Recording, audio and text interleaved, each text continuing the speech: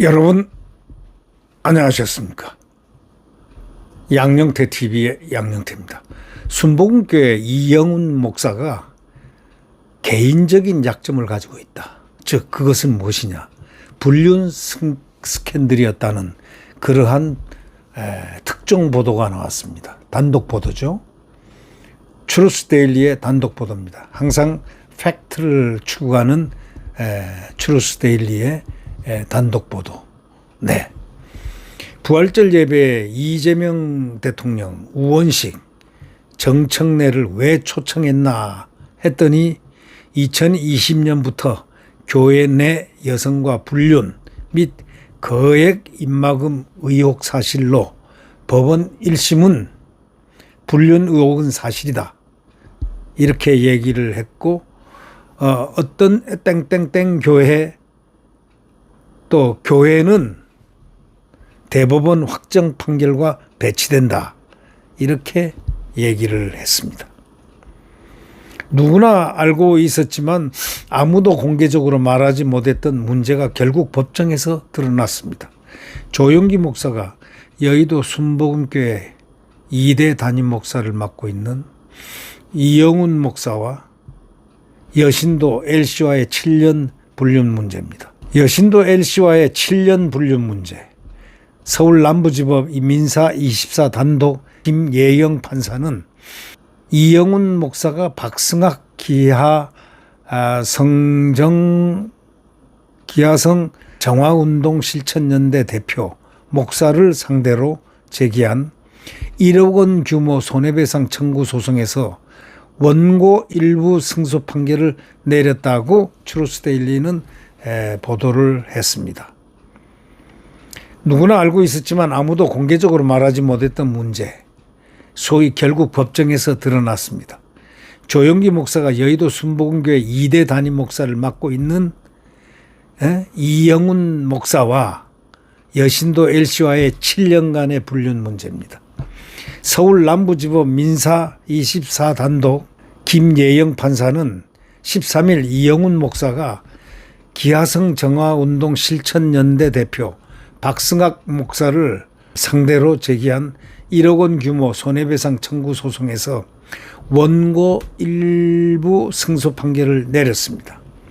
재판부는 박 목사에게 500만 원 배상 책임을 인정했지만 핵심 쟁점인 이영훈 목사의 불륜 부분에 대해서는 이영훈 목사 측 주장을 일축하고 박승학 목사 주장을 받아들였다는 것입니다. 재판부는 판결문에서 피고 박승학은 수긍할 만한 소명 자료를 제시했다고 볼 수 있다. 이렇게 말하면서 원고 이영훈 측이 제출한 자료만으로 허위성이 충분히 증명되었다고 보기 어렵다. 이렇게 밝혔습니다. 형식적으로는 이영훈 목사가 일부 승소했지만 실질적으로는 핵심 쟁점에서 이 목사 측 주장이 전혀 받아들이지 않은 셈입니다. 실제로 재판부는 소송 비용의 90%를 이영훈 목사 측이 부담하도록 했습니다. 이번 재판의 핵심은 불륜 상대로 지목된 여성 L씨의 녹취 자료입니다. 박승학 목사 측은 L씨가 이영훈 목사님과 저하고 불륜이었어요. 7년 동안. 이렇게 얘기를 한 녹취. 사임 못하면 10억 내놓으라 했다. 결국 1억 5천만 원에 합의했다는 취지로 말하는 독백 녹취록과 녹음 파일을 법원에 제출했습니다. 또 다른 통화 녹취에서는 L씨가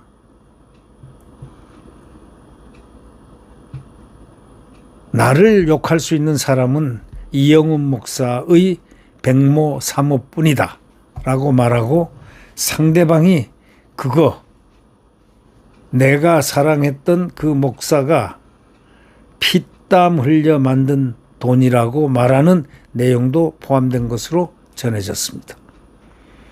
재판부는 이러한 자료들을 종합적으로 검토한 뒤 이영훈 목사와 L씨가 불륜 관계였다고 보는 것이 더 타당하다는 취지로 판단을 했습니다.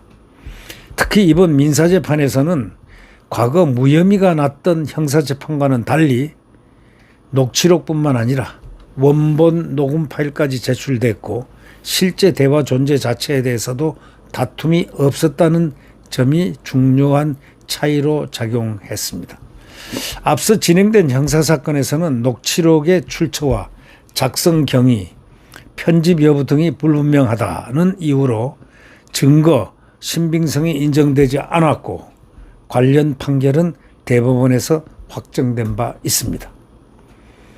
하지만 이번 민사재판은 소명자료의 신빙성을 배제하기 어렵다는 방향으로 판단하면서 이전 판결과 다른 흐름을 보였습니다. 이번 판결 이후에 교계와 정치권 일각에서는 지난 4월 5일 열린 부활절 연합예매가 다시 주목을 받고 있습니다. 당시 여의도 순복음교회에서는 이재명 대통령 부부와 우원식 국회의장 부부, 정청래 더불어민주당 대표 등 정부 여권 핵심 인사들이 대거 참석을 했는데 이 대통령은 예배에서 어려울수록 마음을 하나로 모아야 한다며 국민 통합 메시지를 강조한 바가 있습니다. 그러나 일부 보수 성향 교계 인사들과 유튜브 채널들은 왜 여권 핵심 실세들이 대거 순복음교회에 초청됐는가라는 문제를 제기하고 있었습니다. 이번 재판에서 부분 승소한 박승학 목사는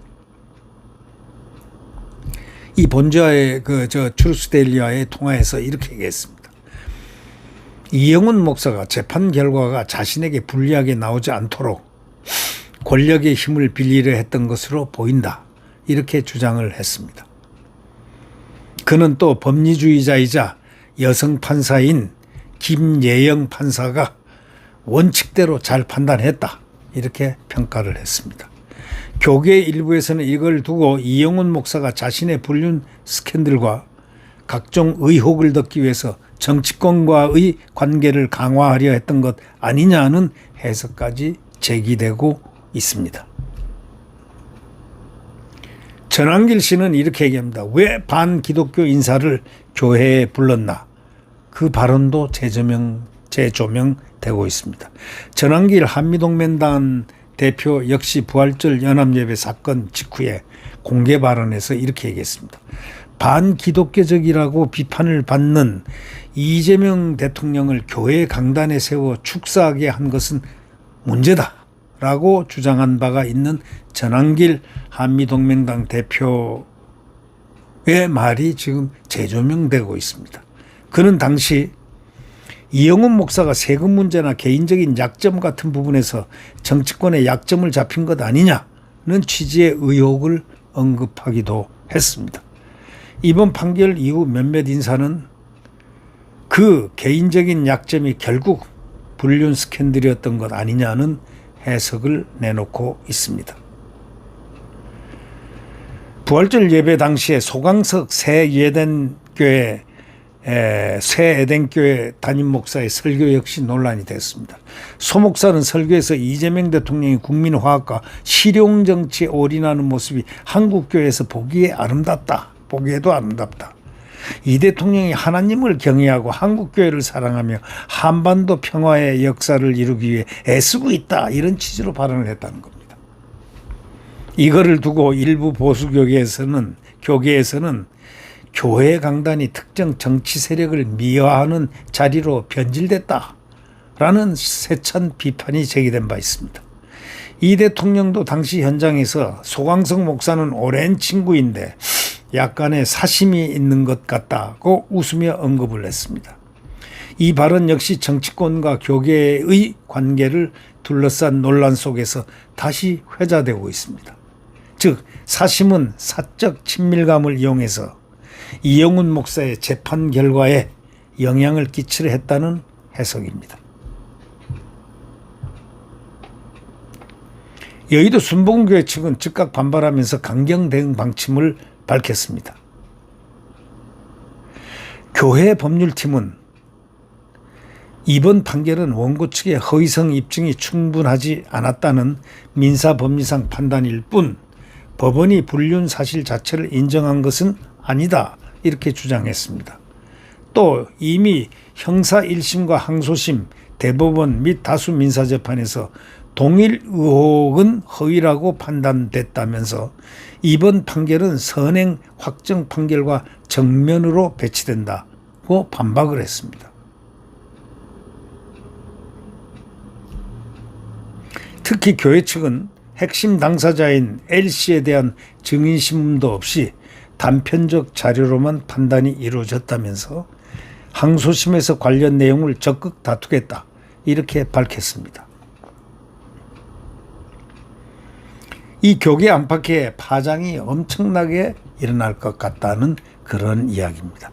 여의도 순복음교회는 세계 최대 규모의 개신교 교회 가운데 하나이고 이영훈 목사는 한국 보수 개신교계를 대표하는 목회자로 꼽힙니다. 그런데 이번 판결은 아직 1심 단계에 불과하고 항소심이 예정돼 있지만 법원이 불륜 의혹과 관련해서 일정 부분 소명 가능성을 인정했다는 점에서 향후 교계와 정치권 모두에 적지 않은 엄청난 파장을 미칠 전망이라고 이렇게 보도를 했습니다.